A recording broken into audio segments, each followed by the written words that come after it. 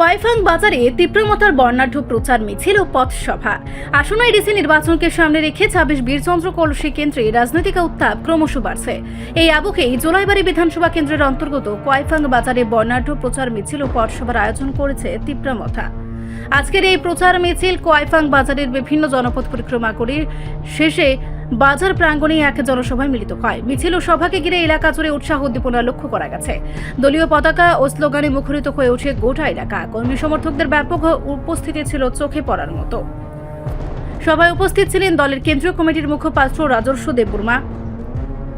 এছাড়াও উপস্থিত ছিলেন বীরচন্দ্র মনু, দক্ষিণ zonal chairman Narayan Reang, central কমিটির যুবনেতা গৌরব মখ চৌধুরী, দক্ষিণ zonal joint chairman Harendra Reang, Shantirbazar block সভাপতি রসনজিৎ রিয়াং এবং দক্ষিণ জেলা মহিলা সংগঠনের সভানেত্রী স্বপ্নাতি রিয়াং সহ অন্যান্য নেতৃবৃন্দ। বক্তারা সভামঞ্চ থেকে বর্তমান বিজেপি সরকারকে তীব্র সমালোচনা করেন। তারা জনগণকে জাতীয় দলগুলিকে সমর্থন না করে আঞ্চলিক শক্তিকে সমর্থনের আহ্বান জানান। বক্তাদের দাবি, প্রদ্যুৎ কিশোর দেববর্মার নেতৃত্বে আসন্ন 26 এডিসি নির্বাচনে 26 বীরচন্দ্র কলসি কেন্দ্রে তীব্রমতার প্রার্থী জয়ী হবেন বলে তারা আশাবাদী।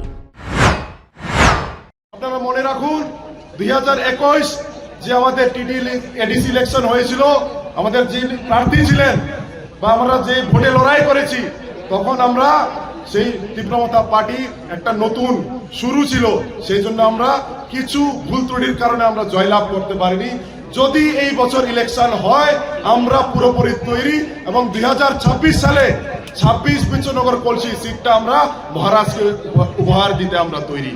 আমাদের একতাবদ্ধভাবে খানসা রেখে আমাদের লড়াই করতে হবে এবং মহারাজার যে আইডিওলজি, মহারাজ কি বলেছে, জাতি জনজাতির যদি সমান্তরাল উন্নতি আমরা চাই, তাহলে এডিসি এলাকার যা আমাদের পাওনা, যে আমাদের ইলেকশন সঠিক মতো করানো দরকার, সেটা করাতে হবে।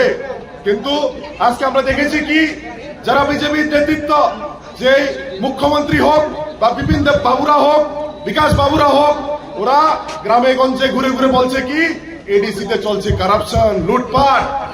ওনারা একটা সভায় এক সময় এক কথা বলে যে আমরা এডিসিকে এত হাজার কোটি দিয়েছি, 8,000 কোটি, 10,000 কোটি, 12,000 কোটি। কিন্তু আমাদের দলের বিধায়ক রঞ্জিত দেববর্মা বাবু যখন বিধানসভায় প্রশ্ন তুলেন, সেই প্রশ্নকে ওনারা রিজেক্ট করে দেন। সত্যের সাথে লড়াই করার ভারতীয় জনতা পার্টির কোনো সাহস নেই। ওনারা শুধু মানুষের পাশে গিয়ে মিথ্যার প্রহসন দিয়ে ভোটে জেতার পরিকল্পনা। কিন্তু আমরা জানি। রিপোর্ট সংবাদ প্রতীক্ষা।